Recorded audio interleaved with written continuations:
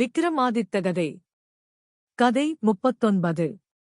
சண்பகவல்லி சொல்லிய வேடன் கதை. சதுரகிரி பட்டணத்தை சைந்தவனென்ற அரசன் ஆண்டு வந்தான். அவனுக்கு சித்ரசேனன் என்ற மகன் பிறந்தான். சித்ரசேனன் சிறு வயதில் படிக்கையில் வில்லியசிங்கன் என்ற வேடச் சிறுவனுடன் சிநேகம் கொண்டான். அவர்கள் இணைபிரியாத நண்பர்களானார்கள். இனி எக்காலத்திலும் பிரிவதில்லை எனவும் வாக்குதத்தம் செய்து கொண்டார்கள். நாளடைவில் ராஜகுமாரனான சித்ரசேனன் பெரியவனாகி அப்பட்டணத்தின் அரசனாக முடி சூட்டப்பட்டான்.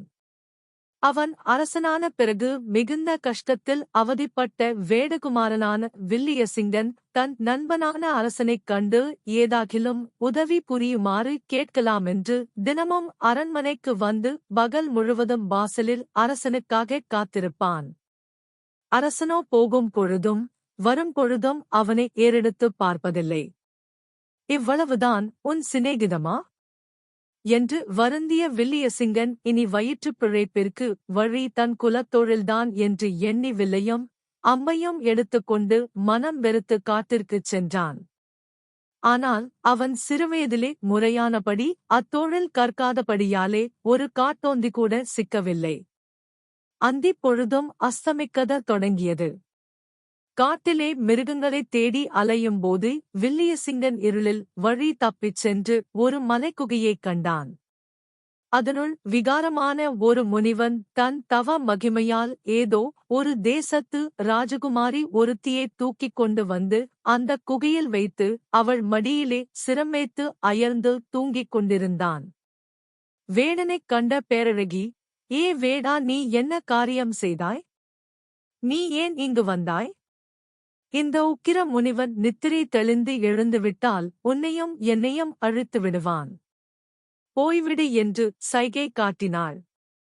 உடனே வில்லியசிங்கன் பயந்து நடுங்கியவனாய் மலைக்குகையை விட்டு வெளியே ஓடி வந்தான்.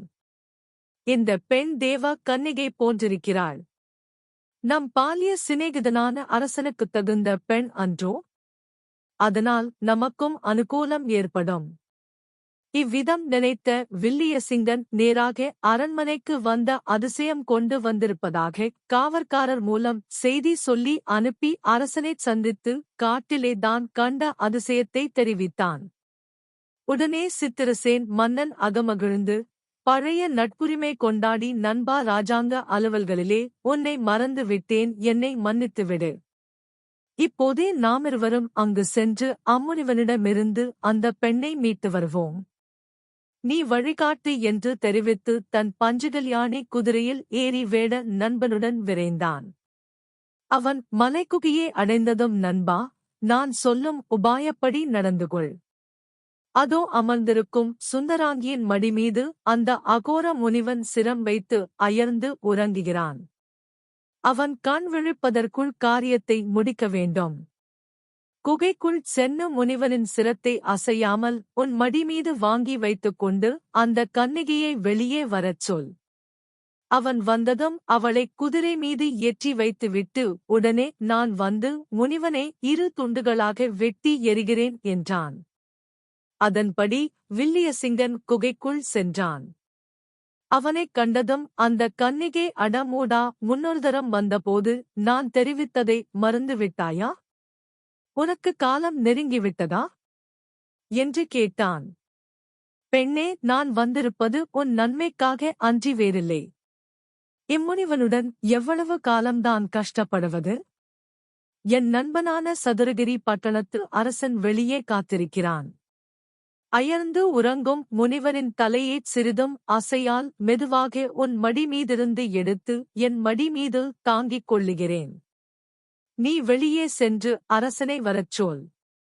இம்முனிவனைக் கொன்று உன்னை அழைத்துச் செல்லுகிறோம் என்றான் வேடன் வில்லியசிங்கன். அந்த மங்கையும் அதற்குச் சம்மதித்து அவ்வாறே முனிவன் தலையை வேடனின் மடி மீது வைத்துவிட்டு வெளியே சென்றாள். அவளைக் கண்டதும் மோகாவேசன் கொண்ட சித்ரசேனராஜன் அவளை அடைந்ததும், இனி வேடன் கதி எப்படியானால் என்ன? நாம் இனி ஒரு கணமும் இங்கிருக்கக்கூடாது என்று அவளை அள்ளியணைத்து குதிரை மீது ஏற்றிக்கொண்டு தன் தலைநகரத்தை நோக்கி காற்றென பறந்து சென்றுவிட்டான். வேடனோ வெகு நேரமாகக் காத்திருந்தும் தன்னை காப்பாற்ற தன் நண்பன் வராததைக் கண்டதுனும் தேகம் நடுநடுங்கவே அவன் மடியில் தலை வைத்து படுத்திருந்த முனிவன் கண் விழித்துக் கொண்டான்.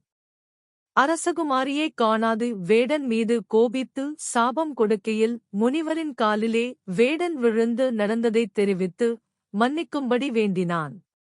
அடே மூடா, உனக்கு அறிவு எங்கே போய்விட்டது? கூடத்தகாத நண்பனுடன் நட்பு கொண்டு அவனுக்காக அடாத செயல் புரிந்ததின் பலனைக் கண்டாயா? உன்னை ஆபத்தில் திண்டாட விட்டுவிட்டு அவன் அற்புத சுந்தரியுடன் அந்தப் புறத்திற்குச் சென்று விட்டான். இவன்தான் இணைப்பிரியா நண்பனா? சிநேகிதத்தின் நன்மையை விளக்கும் விதமாய் முற்காலத்தில் நடந்த ஒரு கதையைச் சொல்லுகிறேன் கேள் என்று சொல்லிவிட்டு கதையை ஆரம்பித்தான். நன்றி, வணக்கம். கதை தொடரும்.